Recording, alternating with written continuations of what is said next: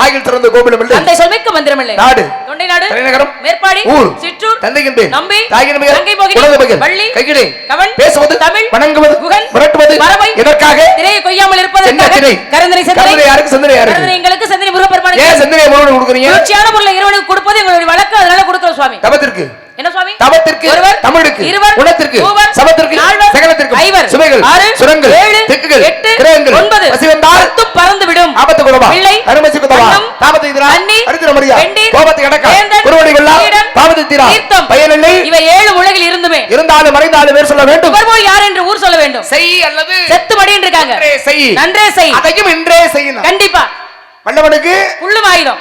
வல்லவனுக்கு புல்லும் ஆயுதம். ஆமா, வல்லவனுக்கு புல்லு கூட ஆயுதம். அது உண்மைதான் சுவாமி.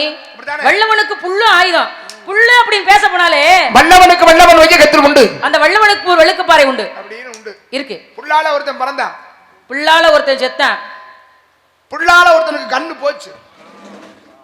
கண்ணு புல்லால புல்லால கண்ணு போச்சு. போச்சு. புல்லால ஒருத்தன் பிறந்திருக்கான். அப்ப ஒன்னு சொன்னா ஒன்னு சொல்லணும் அப்படின்னு சொன்னது நீ. யார் சொன்னது? ஏமா நான் சொல்லிக்கிட்டே வரும் பொழுது பதிலுக்கு இன்னொன்னு பேசிக்கிட்டே வந்தது யாரு? பேச்சுக்கு தானே வந்திருக்கான். பேசுங்க, வேற எங்கேயாவது பேசுங்க. அப்படி எல்லாம் அவசியம் இல்ல. இப்ப வருமா இருமா முத என்ன பேசுறீங்க அதை கேட்டு பேசணும். நீங்க பேசுறது கேட்கலாம். இருங்க, எனக்கு கேட்கலனா கூட என்ன சொல்றீங்க? நீ தாராளமா பேசு, தப்பு சொல்லல. என்ன நான் கேக்குறது ஏதாவது ஒரு விஷயத்தை நல்லா புரிஞ்சுக்கணும். இந்த இடத்துல வந்தமா வந்து சாமி சொல்றதுக்கெல்லாம் தெரிஞ்சா பதில் சொன்னமா, தெரியலன்னா வாயை பொத்திக்கிட்டு ஒரு ஓரமா நின்னமா, இல்ல ஆமா ஆமான்னு தலையாடிட்டு பேசாம போனமான்னு போயிட்டா உனக்கு நல்லது. சுவாமி அப்படி பேசாதீங்க. அதை விட்டுட்டு என்னோட எனக்கு எதிரா என்னை எதிர்த்து பேசணுங்கிற ஒரு எண்ணம் இருந்துச்சுன்னா, நான் யாரை எதிர்த்து பேசணும்னு நினைச்சதே கிடையாது. அதை இன்னையோட விட்டுறணும். நீங்க மண்டக்கரமா பேசினா இருமா முத என்ன பேசுறேன்னு கேட்டு பேசணும். பதான் சொல்லிட்டு இருக்கேன், முதல்ல பேசுறதே கேட்டு வாங்கி பேசணும். சரியா? ஒருவேளை நீ அப்படித்தான் திமிரா பேசுவேன்னு பேசினேனா இவ்வளவு நேரம் நல்லா பாடி நல்ல பேர் வாங்கி வச்சிருக்க. வாங்கின பேரை தக்க வச்சுக்கிறது மாதிரி இருக்கணும். இந்த இல்ல நான் இப்படித்தான் பேசுவேன், நான் தலைகீழாத்தான் குதிப்பேன்னு குதிச்சேன்னு வை, அந்த பேரெல்லாம் காத்தோட காத்தா கணப்படுதல பறக்கட்டு போயிடுவேன். அப்படி ஆளு. சரியா? புள்ளால ஒருத்தன் பிறந்தான்னா யாரு சாமி என்னன்னு கேட்கறதோட பாட்டிக்கணும். அதை விட புள்ளால ஒருத்தன் செத்தானா அதெல்லாம் திமிரு தானே. ஏங்க நீங்க தானங்க முதல்ல சொல்றீங்க, அடுத்து நான் சொல்றது இல்லையா? சரி சொன்னேன்ல. ஆமா, புள்ளால ஒருத்தன் பிறந்தான்ல. ஆமா, யாரு பிறந்தது சொல்லு. புள்ளால ஒருத்தன் செத்தான்னு சொன்னோம்ல, அது யார் செத்தது? புள்ளால ஒருத்தர் கண்ணே போயிருக்கு. உங்களுக்கு அறிவு இருக்கா? மரியாதை பேசி பழகுங்க. நான் யார்கிட்ட முகம் சுண்டி பேசுறேன்? ஒரு கேள்விக்கு கேள்வி பதில். இருங்க முதல்ல. இருமா. ஒருத்தர் பேசுங்க. எவ்வளவு நீங்களே பேசுவீங்க? ஒரு கேள்வி கேட்டா அந்த கேள்விக்கு கேள்வி பதிலா? கேள்விக்கு கேள்வி பதில் ஆகாதுன்னு யார் சொல்றது? கேள்விக்கு கேள்வி பதில் ஆகாது. இருங்க நான் கேக்குறேன். என்ன? இந்த உலகத்துல எத்தனையோ கேள்விகள் இருக்கு. எல்லா கேள்விகளுக்கும் பதில் இருக்கா? எல்லா கேள்விகளுக்கும் பதில் இருக்கு. எப்படி நம்ம மறைக்கிற வரை இல்லையா? எல்லா கேள்விகளுக்கும் பதில் கிடையாது. நீங்க எப்படி எல்லா கேள்விக்கும் பதில் இருக்கு சொல்லுவீங்க? எல்லா கேள்விக்கும் பதில் இருக்கு கிடையாது. கேள்வின்னு ஒன்னு இருந்தா பதில் ஒன்னு இருக்கும். கேள்வின்னு ஒன்னு இருந்தா பதில் ஒன்னு. கேள்வி எப்படி உருவாகுது தெரியுமா? இருங்க முதல்ல இருக்குன்ற பதில் இருந்தா கேள்வி உருவாகுது. நீங்க பேசுறீங்க, பேசுறதுக்கு நீ பேச விட்டு பேசுங்க. நான் கேள்வி கேட்கிறேன், கேட்ட கேள்விக்கு பதில் சொன்னா பக்கு இல்லாத நீலாம் இவ்வளவு பேச்சு பேச கூடாது. புரியுதா? நீங்க சம்பந்தமா பேசுறீங்க. கேட்ட கேள்விக்கு பதில் சொல்லணும். என்னமோ ஒரு வேளை சொல்ல தெரியலனா சாமி எனக்கு தெரியாது வாயை பொத்திக்கிட்டு ஓரம் அடிக்கிறோம். இவ்வளவு சவடா பேச கூடாது. சரியா? கத்தி பேசுறதே இல்ல, அமைதியா பேசுறப்பல. என்னமோ பந்தியா பாட்ட பாண்டியா கவன சுத்துனியா பேரை காப்பாத்திட்டு போனா என்னமோ நீங்க பெரிய ஆளு. உங்களுக்கு நீங்க பெரிய ஆளா இருங்க. நான் வேணாம் சொல்லல, நான் ஆரம்பத்துல சொன்ன மாதிரி மறுபடியும் சொல்றேன். யாருக்கிட்ட சண்டை போடணும்னு நினைச்சது இல்ல. தெரியலனா கூட தெரியலன்னு போவனே தவிர நீங்க என்ன வாங்குற பேரை கெடுத்துருவீங்க. நீங்களும் நல்ல பேரை வாங்கி வச்சிருக்கீங்க. பதில் தெரியுமா தெரியாது? புரியுதா உங்களுக்கு? நீங்க வந்தமா 4 பாட்ட பாடணுமா நாராயணா நாராயணா போய்கிட்டே இருங்க. அதாவது நீங்க எங்களுக்கு சட்டம் போடுறீங்க. வாங்க வந்திருக்கிறது நீங்க எங்க இடத்துக்கு? வாயை பொத்தி கைய பொத்தி நான் பேச கேட்க இல்ல என்ன செய்வாங்கற அம்மா சவுடால போறீரு. இதெல்லாம் வேற யாராவது வராங்க, அவங்க ஓட்டணும் ஓட்டலாம். நான் ஓட்டணும் யாரு ஓட்டேன் ஓய் ஓட அடிப்பேன் நானு. இப்ப நீங்க சரியா? இருங்க, இப்ப நீங்க கேக்குறது நான் பதில் சொல்லிறேன். நான் கேக்குறது நீ திருப்பி பதில் சொல்லணும். முதல்ல பதில சொல்லு, அப்புறமா பாப்போம். என்ன போய் முதல்ல பதில் சொல்லணும்ல. பொம்பளை பிள்ளைகிட்ட எப்படி பேசணும்ங்கற பக்குவமே தெரியல. ஆமா, நீங்க பொம்பளை பிள்ளை ஒரு ஆம்பளை கிட்ட எப்படி பேசணும் ரொம்ப அறிஞ்சு புரிஞ்சு பேசுறேன். அறிஞ்சு புரிஞ்சனால வந்தவருக்கு வரவேற்பு கொடுத்து வாருங்கள் சுவாமின்னு உங்களுக்கு வணக்கம் சொன்னேன். நானும் வாழ்த்து கொடுத்தேன். அப்புறம் என்ன வரவேற்புக்கு மனமகிழ்ந்து வாழ்த்து கொடுத்தேன். ஆனா பேசும்பொழுது புள்ளால ஒருத்தன் பிறந்த நான் என்ன சொன்னேன்? நான் உன்ட கேள்வியாவே கேக்குறேன். யதார்த்தமா சொன்னேன். நீங்க தான் வல்லவனுக்கு புள்ளால ஒருத்தன் பிறந்தா அப்படினா வாயை பொத்திக்கிட்டு பேசாம இருந்தா ஏன் வாயை பொத்தி சும்மா சொல்றீங்க? ஆனா நான் திருப்பி புள்ளால ஒருத்தன் செத்த. ஆமா அப்படின்னா திமிரு தானே? திமிரு இல்லையே. சரி, நீங்க ஒரு கேள்வி கேட்டா நான் ஒரு கேள்வி கேட்பேன். நான் கேள்வி கேட்டேன்ல. ஆமா, அது சொல்லணும்ல. சொல்லு. அப்படி சொல்லுங்கனே. எப்ப நாளைக்கா இல்ல வண்டில போக போறோம்? அப்பா நான் சொல்றேன். எப்ப நீங்க இப்படி விருப்பப்பட்டு கேக்குறீங்களோ அப்ப ஒரு மூக்கு உடைக்கிற மாதிரியா நான் சொல்லாம இருக்க மாட்டேன். ஆமா ஆமா, பதிலே சொல்லிட்டா மூக்கு உடைச்சு திருப்பி நான் இன்னொரு கேள்வி கேட்பேன். நான் பதில் சொல்லுவேன், திருப்பி நான் கேட்பேன். பாப்போம் பாப்போமா பாப்போம் பாப்போமா. பா பேசு. இங்க இருங்க, நீங்க ஆரம்பத்துல முறைச்ச மாதிரி இப்ப முறைச்சுக்கிட்டு திரியறீங்க. நல்லா சொல்லிவிட்டு பாத்துக்கங்க. அவ்வளவு சொல்லுவேன். புல்லால பிறந்தவன் யாரு? இப்ப சீதை கானகத்துல இருந்தாங்க. ராமருக்கும் சீதைக்கும் திருமணம் நடந்து இந்த மொட்டை தலையன் குட்டையில விழுந்த கதை சொன்னேன்னு வை. அதுக்கப்புறம் தானே கதை சொல்ல முடியும். கதை கானகத்துல இருந்தான்னா புருஷன் கூட கானகத்துல இருந்தா. புருஷன் கூட கானகத்துக்கு போனதுக்கு பிறகாக நம்ம போய் இலங்கையிலேருந்து மறுபடியும் மீட்டு கொண்டு. நீங்க ஒரு கதை கேட்டீங்கன்னா நான் கதையை முழுசாவே சொல்லுவேன். என்ன பகுத்தா உங்களுக்கு சொன்ன இடம் மட்டும் சொல்லணும் அவசியம் இருக்கா? இவருக்கு என்ன கேட்டதுக்கு மட்டும் பதில் சொல்லணும். சரி விட்டுருங்க. ராமரோட சீதை போனாங்க வனவாசம். அவங்க பஞ்சவடிங்கிற இடத்துல இருந்தாங்க. அதெல்லாம் ஒரு பக்கம் இருந்தாலும் கூட சீதை கர்ப்பவதியாகிறது குழந்தை பிறந்துருச்சு. குழந்தை பிறந்தப்ப முனிவர் ஆசிரமத்துல இருக்காங்க. நான் குழந்தை பிறந்தது சொல்றேன், அந்த முனிவர் பேரை நீங்க சொல்லுங்க. அப்ப அந்த முனிவர் ஆசிரமத்துல இருக்கும் பொழுது இந்த அம்மா தண்ணீர் எடுக்கணும்னு நினைக்கிறாங்க. தண்ணி எடுக்க போனோம்னா குழந்தை யார் கையில கொடுத்துட்டு போனோம்ல. அப்படி கொடுத்துட்டு போகாம இந்த அம்மா என்ன பண்ணிட்டாங்க, தொட்டியில போட்டுட்டு முனிவர்கிட்ட சொல்லிட்டு போயிட்டாங்க, நான் போய் தண்ணி எடுத்துக்கிட்டு வரேன். முனிவர் நிஷ்டையில இருக்கிறார். நிஷ்டையில இருக்கிறவர் சாமி கும்பிட்டு இருக்கிறாரு. ஒருவேளை குழந்தை தனியா இருக்குது, எதுவும் தூக்கிட்டு போயிருமோங்கிற ஒரு பயம் அந்த அம்மாவுக்கு. அந்த பயம் வந்த உடனே நான் ஆல்ரெடி போன சீதை என்ன செய்யறாங்க, மறுபடியும் வந்து தொட்டில இருந்த குழந்தைய எடுத்துக்கிட்டு இவங்க தண்ணிக்கு போயிட்டாங்க. முனிவர் கண் விழிச்சு பாக்குறாரு. பார்க்கும் பொழுது குழந்தை அந்த தொட்டில இல்ல. நம்மளை நம்பி சீதை குழந்தைய கொடுத்துட்டு போனாலே குழந்தைய காணோம்னா சீதை மனம் பதர்வாளேன்னு சொல்லி அங்க இருந்து ஒரு புல்லை எடுத்து ஒடிச்சு தொட்டியில போட்டு ஒரு மந்திரம் சொல்றாரு. குழந்தை வந்துருச்சு. ஏற்கனவே லவன்னு ஒரு குழந்தை, அந்த குழந்தைய தான் நம்ம தூக்கிட்டு போனாங்க. இவரு குழந்தை காணாம போயிருச்சுன்னு அதே மாதிரி இன்னொரு குழந்தைய உருவாக்கிட்டாரு. அவன் தான் குசன். திருப்பி வர்றாங்க அந்த அம்மா. வரும்பொழுது கையில ஒரு குழந்தை இருக்கு. இது யார் குழந்தைன்னு கேட்கறாங்க. இதுவும் என்னால உருவாக்கப்பட்ட குழந்தை தான் சொல்றாரு. அப்படி வந்த புல்லால பிறந்த குழந்தை தான் குசன்கிறவன். அப்படிதான் பிறந்தாங்க. அது புல்லால் பிறந்தது. புல்லு ஒரு புல்லால ஒரு உயிர் உருவாச்சுன்னா அது ராமாயணத்துல. ஆமா, லவனுக்கு சகோதரனாக குஷனுடைய உருவாக்கம் ஒரு ஒரு ஒரு சில இடங்கள்ல அது வசிஷ்டர்னு சொல்லுது. ஆமா, ஒரு சில இடங்கள்ல வால்மீகினே சொல்றாங்க. ஆமா. அப்ப அவரால் புல்லால் உருவானது குஷன். ஆமா, புல்லால ஒரு குழந்தை பிறந்தான். ஆமா, இங்க ராமாயணத்துல புல்லால ஒருத்தன் செத்தான் அப்படிங்கிறது எங்க அப்படின்னா இது மகாபாரதத்துல.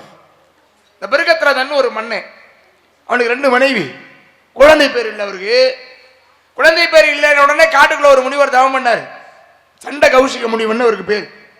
இந்த சண்ட கௌசிக முனிவன் போய், ஐயா எனக்கு குழந்தை பேர் இல்லை, எனக்கு பிறகாக இந்த நாட்டை ஆளக்கூடியதற்கு ஒரு வாரிசு வேணும், அதற்கு நீங்க தான் வழி செய்யணும்னு பார்த்தார் முனிவர். மன்னனுக்கு ஒரு மாங்கனி எடுத்து கொடுத்துட்டார். மாங்கனியை கொண்டு போய் அவனுடைய மனைவிட்ட கொடுத்தார். மன்னன் மாங்கனியை விட்டு கொண்டு வந்து 2ஆ வெட்டி பாதி பாதியா 2 கொண்டாடியும் கொடுத்துட்டான். மாதங்கள் கழிந்தது, 10 மாசம் ஆச்சு. குழந்தையும் பிறந்துச்சு. பிறந்த குழந்தை எப்படி பிறந்துச்சு 2 பேருக்கும்? எப்படி மாங்கனிய 2ஆ சரி பங்கா வெட்டினாரோ அதே மாதிரி பாதி பாதியா. அப்படி இல்லை, தலைபாதி கால் பாதியா. ஒரு கண்ணு பாதி மூக்கு பாதி வாய் ஒரு காது, அப்படியே ஒரு கை ஒரு காலு, இப்படி நேராக பிறந்துருச்சு குழந்தை. எப்படி சரி பங்கா வெட்டினாரோ அதே மாதிரியே. ஆகா, தவறு இழைத்து விட்டோமே, செய்தது தவறுன்னு அப்பதான் உணர்றான். கொண்டு வந்த கனியை ஒரு கொண்டாட்டிக்கிட்ட உருப்படியா கொடுத்துருந்தா ஒரு குழந்தை பிறந்திருக்கும். ஆனால் பாதி பாதியா கொடுத்து இப்படி குழந்தை பாதி பாதியா பிறந்துருச்சேன்னு வருத்தத்தில் இருக்கும் பொழுது கொண்டு போய் காட்டுல போட்டு வந்தாங்க. ஒன்னத்துக்குமே ஆகாத பிள்ளைய அப்படின்னு தூக்கி வீசிட்டாங்க. அப்ப காட்டுல ஒரு அரைக்கு ஒருத்தி தெரிஞ்சா, சரான்னு பேர் அவளுக்கு. உன்னே சொல்லமா, உன் பேர் வள்ளி தானே, சரான்னு அரைக்கி. திருப்பி வரும் வரட்டு வரணும் பாத்துக்கோ. எது வந்தாலும் பிரச்சனை, அதை பத்தி கவலைப்படுற ஆளுனா இல்ல. காட்டில் இருந்த குழந்தை 2 பிண்டங்களா இருந்துச்சுல, எடுத்து கைகளை ஒன்றாக சேர்த்தால், ஒன்றாக சேர்த்த பொழுது குழந்தை உயிர் பெற்று அழ ஆரம்பிச்சிருச்சு. கொண்டு வந்து முனிவன் மன்னன்ட்ட கொடுக்குறா. ஐயா, குழந்தை பேர் இல்லைன்னு சொன்ன உங்களுடைய குழந்தைக்கு உயிர் வந்துருச்சு அப்படின்னு கொண்டு வந்து கொடுத்தா. கொண்டு வந்து கொடுத்த உடனே சராங்கிற அரைக்கியால் உயிர் பெற்றதனால் பிள்ளைக்கு சராச்சந்தன் பேர் வச்சாங்க. என்னது என்ன சந்தேகம்? சும்மா கேளுங்க. இல்ல, 2 தனித்தனியா இருந்ததுனால உயிர் இல்லாம இருந்துச்சு. 2ஐயும் ஒன்றாக சேர்க்கின்ற பொழுது உயிர் வந்துருச்சு. உயிர் கொடுத்தது ஜராங்கிற அரைக்கி. அதனால பேரு ஜராசந்தன் பேர் வச்சாச்சு. மிகப்பெரிய பலசாலி. அதாவது மகாபாரதத்திலே சமபலம் கொண்டவர்கள்னு ஒரு கிட்டத்தட்ட ஒரு 5-6 பேரை சொல்லுவோம். அதுல இவனு ஒருத்தர். ஒரு சமயம் பீமனுக்கும் ஜராசந்தனுக்கும் மிகப்பெரிய சண்டை. சண்டையில என்ன பண்றான் பீமன், ஜராசந்தனை கைய பிச்சு கால்லாம் தனித்தனியா பிச்சு பிச்சு போட்டான். ஆனாலும் மறுபடியும் ஜராசந்தனுடைய உயிர் என்னாச்சு, அந்த மறுபடியும் வந்து ஒட்டிக்கிருச்சு. ஏன்னா பிறப்பாலே 2ஆக இருந்தவன் பாதி பாதியா அப்பேற்பட்டவங்கிறதுனால அவனுடைய உயிர் போகவே இல்லை. என்ன செய்தும் அவனுடைய உயிர் போகல. தனித்தனியா கிழிச்சு தூக்கி போட்டான் கதாயுதத்தை வைத்து பீமன். ஆனாலும் ஜராசந்தனுக்கு உயிர் போகல. பக்கத்திலே நின்று பார்த்துட்டு இருந்தார் கிருஷ்ண பரமாத்மா. இவனை அழிப்பதற்கு ஒரே வழிதான் இருக்குன்னு பக்கத்துல ஒரு கோர புல் இருந்துச்சு. கோர புல்ல புடுங்கிட்டார். கையிலே புல்லை புடுங்கி புல்ல 2ஆ கிழிச்சிட்டாரு. நுனியிலேருந்து அடி வரை 2ஆ கிழிச்சு நுனிப்பகுதி அடிப்பகுதி பக்கமும் அடிப்பகுதியை நுனிப்பகுதி பக்கம் மாத்தி போட்டார். பார்க்கிறான் பீமன், ஆகா இவனை கொல்ற வித்தை இங்க புல்லுல தான் இருந்திருக்கு அப்படின்னு என்ன பண்ணிட்டாரு பீமன். 2ஆ கிழிச்சு ஜராசந்தனை தலைப்பக்கம் காலையும் கால் பக்கம் தலையும் போட்டான்ல, உயிர் மறுபடியும் விட்டல. காரணம் அடிப்படை எங்க இருந்து வருது பாருங்க. இந்த புல்லை வைத்துதான் ஜராசந்தனுடைய உயிரே போறதுக்கு காரணமா இருந்துச்சு. புல்லால ஒருத்தன் செத்தானே யாரு, ஜராசந்தன். சரி, புல்லால ஒருத்தன் கண்ணு போச்சுன்னு போச்சா, போச்சு. யாருக்கு போச்சு? அதே ராமாயணத்துலதான். யாருக்கு? ஜெயந்தனுக்கு. எப்படி? சீதையை திருமணம் பண்ணிக்கணும்னு போட்டி. சரி, ராமர் வில்ல வளைக்கணும்னு சொன்னாங்க. ஆனா ராமர் வில்ல உடைச்சிட்டார். ஏன் உடைச்சாரு? ஏன்னா சீதை மீது ஜெயந்தனுக்கு ஒரு ஆசை. அவனும் அந்த போட்டிக்காக காத்திருக்கான். ஒருவேளை ராமன் வில்லை வளைச்சிட்டு வச்சுட்டு வந்திருந்தா ஜெயந்தன் போய் மறுபடியும் வளைச்சிருப்பேன். பொண்ணை யாருக்குடா கொடுக்கறது அப்படிங்கிற போட்டி வந்திருக்கும். அங்கேயும் சொல்றாரு ஒருத்தர், பா வில்ல வளைக்காதரா ஒடிச்சிருட்டாரு. ராமன் வில்ல வளைச்சு ஒடிச்சதுக்கு பிறகு சீதையை திருமணம் பண்ணி கொண்டு வந்துட்டார். இவங்க 2 பேரும் காழகத்துல இருக்காங்க. அப்ப இருக்கும் பொழுது ஜெயந்தனுக்கு அந்த ஆசை போகல.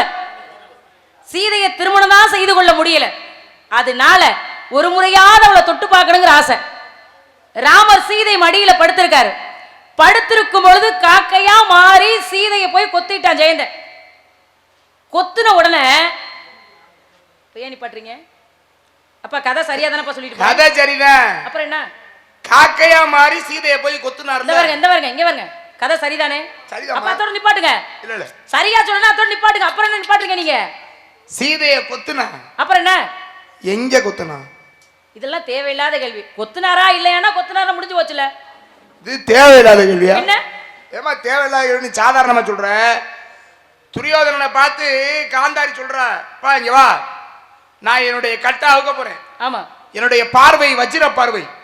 உடம்புல ஒட்டு துணி இல்லாம நீங்க முன்னாடி வந்து நின்னீங்கன்னா என்னுடைய மொத்த பார்வையும் உன் மீது செலுத்தி உன்னுடைய உடம்பையே வஜ்ரமாக்கிடுவேன்டா அப்படின்னா பெத்த தாய் சொல்றா பிள்ளைகிட்ட. பிள்ளைகிட்ட சொன்ன உடனே பிள்ளை என்ன பண்ணா, சரி அம்மா சொல்றா தாய் முன்னாடி எப்படினாலும் நிக்கலாம் பிள்ளை அப்படின்னு சொல்லி தன்னுடைய உடைகள் எல்லாம் கலைந்து போய் தாய் முன்னாடி நின்னாரு. கட்ட அவுக்க போற நேரத்துல பார்த்தாரு கிருஷ்ண பரமாத்மா, ஆகா இவனுடைய உடம்புல எல்லா இடத்தையும் அந்த வஜ்ர பார்வைப்பட்டு அவன் உடம்பெல்லாம் வஜ்ரமாச்சுனா இரும்பு மாதிரி ஆயிரும் இவனுடைய உடம்பு. இந்த இரும்பை அடித்து அழிக்க முடியாது அப்படின்னு என்ன பண்ணாரு, அவருடைய சகோதரி துரியோதனுடைய சகோதரி துச்சலை வருவது போல அங்கே ஒரு பிம்பத்தை ஏற்படுத்தினார். எடுத்தார் ஒரு இலைய எடுத்து தொடையனே முடிக்கிட்டான். தங்கச்சி வர்றாலே அம்மாவுக்கு முன்னாடி ஒரு ஆண் மகன் அப்படி நிக்கலாம். அம்மாவுக்கு முன்னாடி நிக்கலாம், சகோதரிக்கு முன்னாடி நிக்க முடியாதுல்ல, முடியாது. மூடிக்கிட்டாங்க. அப்ப அவனுடைய தொடையிலே காந்தாரியினுடைய பார்வை படல. இடம் ரொம்ப முக்கியம். அதனாலதான் தொடையிலே அடிச்சு பீமன் சாகடிச்சான் துரியோதனனை. இடம் தானே சாதாரணமா விட்டுற முடியாதுல்ல, எந்த இடங்கிறதுக்கு ஒரு காரணம் இருக்குல்ல. அப்படி கண்ணன் தங்கை மூலம் மாறி நின்னதுனாலதான் காந்தாரியே சாபம் கொடுத்தா. இத்தனை பிள்ளைகள் பிறந்து ஒரு பிள்ளை கூட என்கிட்ட இருந்து வாழ்றதுக்கு தகுதி இல்லாம பண்ணிட்டியே, நீயும் இந்த கதை முடிவுல அனாதையாத்தான் இறப்பேன்னு கண்ணனுக்கு சாபம் கொடுத்தவங்க குடமே அழிந்தொடியும் சாபம் கொடுத்தா. அப்ப ஒரு பெண்ணினால அவளை கோபப்படுத்தினா அவ என்ன சொல்லுவாங்கிறத அங்க புரிஞ்சுக்கிட்டோம் மகாபாரதத்துல. புரியுதுங்களா? இடம் ஒரு குழந்தை பிறக்குது. சரி, பிறந்ததுக்கு பிறகு அந்த குழந்தை வளரணும்னா எந்த இடத்துல பாழ இருந்தமோ அந்த இடத்துல கொத்துனா. அப்படி சொல்லுங்க, விரிவாக்க வேற சொல்லணுமாக்கா? இல்ல தெளிவா சொல்லணும். அப்படி கொத்துற பொழுது ஏன் ராமனுக்கு அவ்வளவு கோவம் வந்துச்சுன்னா, சும்மா இந்த தலையிலேயே கையிலேயே குத்திட்டு போயிருந்தான்னா வேற.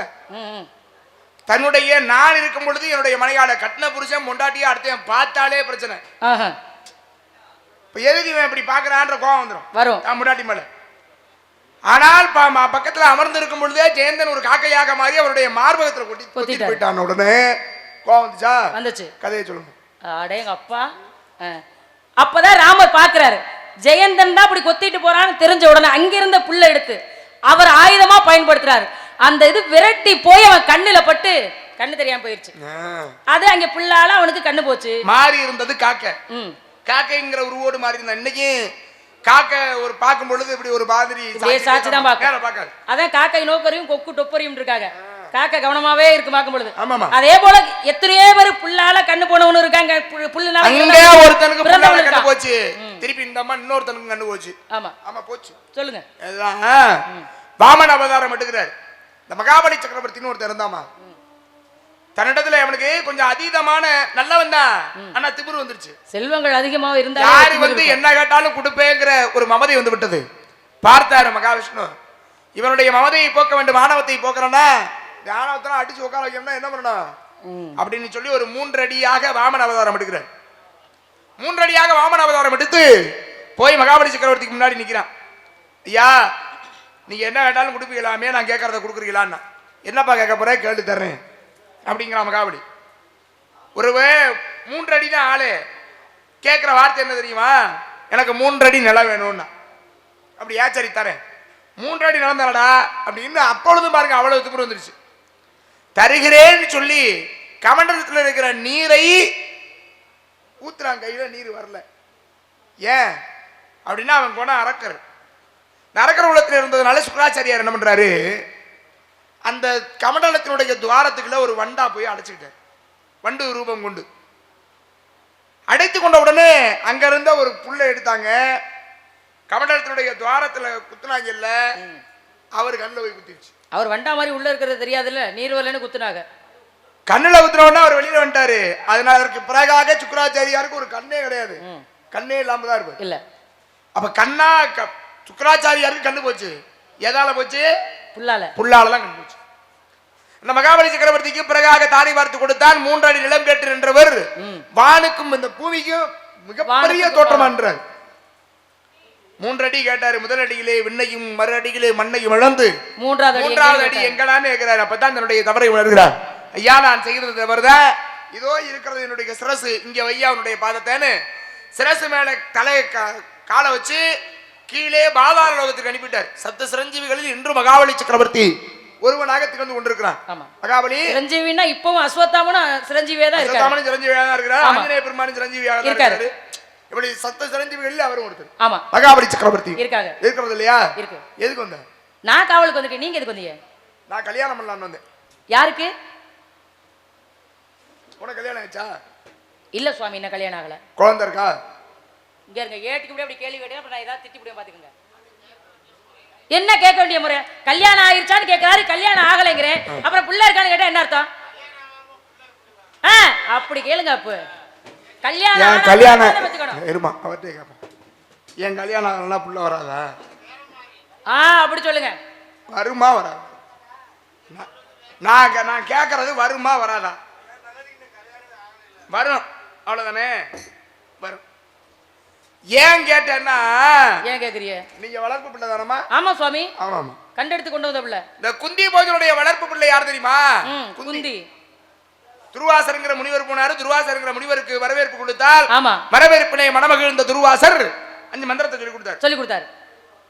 ஆமா, 5 மந்திரம் சொல்லி கொடுத்தாரு. கல்யாணமே ஆகல. ஒரு மந்திரத்தை சூரிய கடவுளை வேண்டி ஒரு மந்திரத்தை சொன்னா கர்ணன் பிறந்தாரு. வந்தாரு, கர்ணனை கொடுத்தாரு. ஆமா, குந்தி கல்யாணம் ஆகலமா? கல்யாணம் ஆகல. குழந்தை பிறந்துருச்சு. ஆமா, பிறந்துச்சு.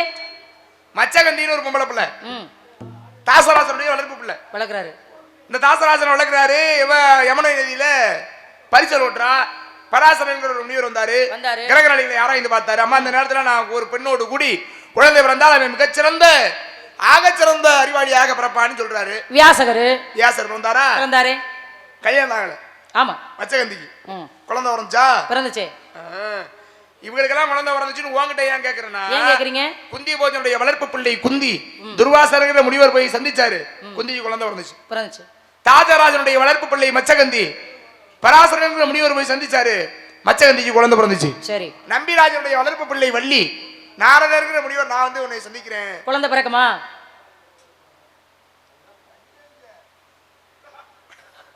சொல்லுங்க சுவாமி, குழந்தை பிறக்குமா? கட்டாயம் பிறக்கும். அப்ப எனக்கு ஒரு குழந்தை பிறந்தா அந்த குழந்தைக்கு அப்பா யாரு? அந்த குழந்தைக்கு அப்பான்னு ஒருத்தர் இருப்பார்ல, அந்த அப்பா பேரை சொல்லுங்க. நான் தான் இருக்கேன். இல்ல எதுக்கு வந்திருக்கேன்? அந்த அப்பாவோட பேரை சொல்லுங்க. அதை சொல்றே தாமா வந்திருக்கேன். அவங்க ஐயோண்டாக அதுக்குள்ள ஐயோ அப்படி யார்? அந்த மாப்பிள்ளை பேரு யார்? அவர் ஊரு எப்பேற்பட்டவர்? அவருடைய சிறப்பு இருந்தா சொல்லுங்க. பிடிச்சிருந்தா திருமணம் பண்ணி ஒரு பிள்ளை என்ன 30 பிள்ளை பெத்துக்க நான் தயாரா இருக்கேன். நீ பெத்துக்கலாம். ஒரு வேலையும் இல்ல, சும்மாவே இருக்கிறாள் பிள்ளை பெத்துக்க வேண்டியதானே. சாமி நீங்களே வெட்டி வேலை பார்த்துக்கிட்டு நீங்க இப்படி பேசும்போது என்ன அப்படி சொல்ல கூடாது. என்ன அப்படி சொல்ல கூடாது? யாருமா ஒரு நாளைக்கு ஒரு இடத்துல இருக்கிறாள் நீ ஊர் சுத்தின்னு சொல்லுங்க. அப்படி கூட சொல்லலாம். ஊரை சுத்தினா தான் இந்த உலகத்துல என்ன நடக்குது ஏது நடக்குதுங்கிறத தெரிஞ்சு கொள்ள முடியும். ஒரே இடத்திலே இருந்தோம்னா இந்த பாருங்க வெள்ளலூருக்குள்ளே இருந்தா எல்லாம் தெரியுமா? பல இடங்களுக்கு தேசங்கள் பல தேசங்கள் சென்று எங்கேயே நடக்குதுங்கிறத தெரிஞ்சுக்கணுமா? நீங்க எல்லாம் ஊர் ஊரா போய் தான் தெரிஞ்சுக்கணும். நாங்க இருக்கிற இடத்துல எல்லாம் தெரிஞ்சுக்குவோம். அப்ப யாரோ உங்கள்ட்ட வந்து சொல்றாங்க. யாரும் சொல்லணுங்கிற அவசியம் இல்ல, வெளியில இருந்து யாரோ வந்து சொல்றாங்க. சுவாமி எதையுமே தேடணுங்கிற ஒரு அவசியம் மனசு தேடணுங்கிறது தேடுறதுங்கிறது உலக நடப்புகளை தெரிந்து கொள்வது அல்ல. பின்பு ஒரே இடத்துல இருந்து தெரிஞ்சுக்க முடியாது. போனா தான் தெரிஞ்சுக்க முடியும். ஏன்? இப்ப நான் வந்து என்ன மாதிரியான ஆட்கள் வந்து உங்ககிட்ட சொன்னா தான் தெரியும் இங்க அது நடந்துச்சு இங்க எது நடந்துச்சு. 7 அண்ணன் இருக்காக, ஒரு அப்பா இருக்காரு. இவங்க 8 பேர் சொல்றதோட நீங்க சொல்லிட போறீங்க. அப்ப அந்த 8 பேரும் ஊர் சுத்தி போயிடுங்க. அதனாலதான் நீ வந்து எல்லாம் தெரிஞ்சுக்க. ஆம்பளைனா நல்ல இடத்துக்கு போலாம், தவறு இல்ல. சரி தள்ளிக்க. உங்கள மாதிரி ஊர் சுத்தல போட்டிக்காரன். ஓ 4 ரூபாய் துதிப்பார்க்கு வல்வினைவோம் துன்பம் நெஞ்சில் பதிப்போர்க்கு செல்வம் படித்து கதித்தோங்கும் நிச்சயம் கைகூடும் நிமலர் சக்தி கவசம் தனை அவரிடத்தில் அவரம் புரிந்த குமரனடி நெஞ்சே குறி என் பாட்டுக்கு இறைவன் முருகன் பண்பாட்டுக்கும் தமிழுக்கும் தலைவன் என் பாட்டுக்கு இறைவன் முருகன் பண்பாட்டுக்கும் தமிழுக்கும் தலைவன் தந்தையின் வழியில் வந்தார் தந்தையின் வழிவில் வந்தார் தமிழிசை சொல்லி தந்தார் தமிழிசை சொல்லி தந்தார் என் பாட்டுக்கு இறைவன் முருகன் பண்பாட்டுக்கும் தமிழுக்கும் தலைவன் சுக்குக்கு மிஞ்சிய மருந்தில்லை சுப்பிரமணிய கடவுளுக்கு மிஞ்சிய தெய்வமே இல்லை கந்தன் கடம்பன் கார்த்திகேயன் சண்முகன் சரவண பவன் செந்தில் குமரன் அவன் தான் புருஷன். வாழ்க்கைனா இப்படித்தான் வாழணுங்கிற என் கற்பனை இருக்கா? நான் சொல்ற கற்பனையை நீங்க கேளுங்க. அந்த கற்பனைக்கு இந்த முருகன் ஒத்து வருவார்னா திருமணம் பண்ணிக்கலாம். கட்டாயம் வருவேன். ஆனந்தம் விளையாடும் வீடு ஆனந்தம் விளையாடும் வீடு ஆனந்தம் விளையாடும் வீடு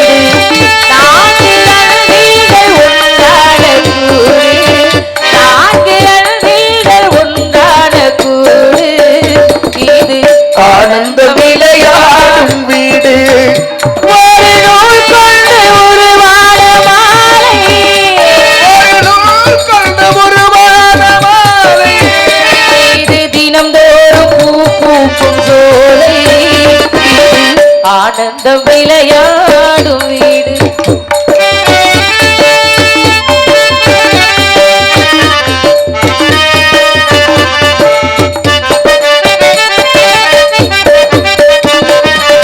நான் கொண்ட கணவன் நடமாடும் தெய்வம் நான் கொண்ட கணவன் நடமாடும் தெய்வம் நலம் காக்கும் தெய்வம் காக்கும் தெய்வம் அவ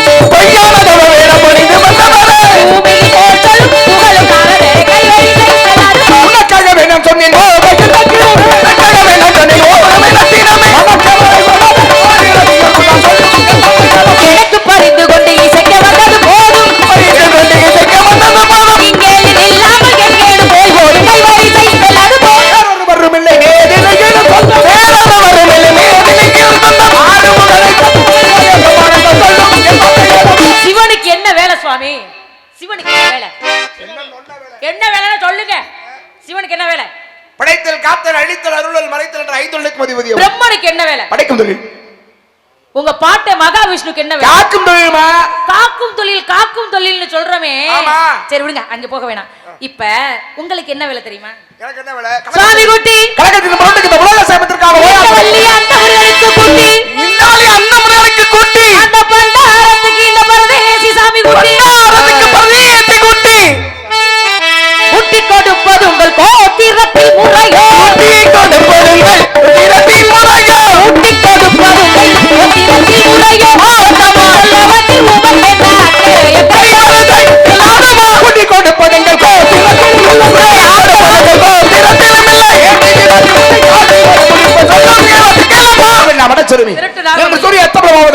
உனக்கு வந்த கண்டபடி வேலனுக்கும் திருமணம் செய்து என் கண்ணால் கண்டு மகிழ்வேன்.